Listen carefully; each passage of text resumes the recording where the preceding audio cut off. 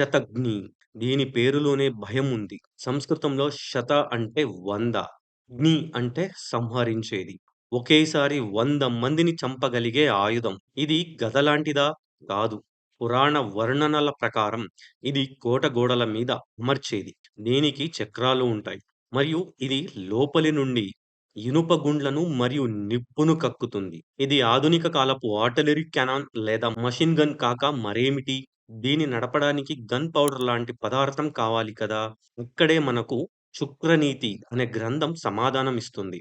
అందులో నాళిక అనే పరికరం ప్రస్తావన ఉంది. నాళిక అంటే గొట్టం. ఆ గ్రంథంలో స్పష్టంగా ఉంది. ఒక గొట్టంలో అగ్ని చూర్ణాన్ని నింపి ఒక చిన్న రాయిని పెట్టి వెనుక నిప్పు పెడితే ఆ రాయి వేగంగా దూసుకుపోతుంది అని. దీని మెకానిజం ఎలా ఉండేది? ప్రాచీన ఇంజినీర్లు దీన్ని లోపల పెద్ద పెద్ద రాళ్లను, ఇనుప గుండ్లను నింపి ఒకేసారి వందల మంది శత్రువుల మీదకు ప్రయోగించేవారు. ఇది నేటి క్లస్టర్ బాంబ్ లేదా షాట్‌గన్ ఎఫెక్ట్‌కు పురాతన రూపం.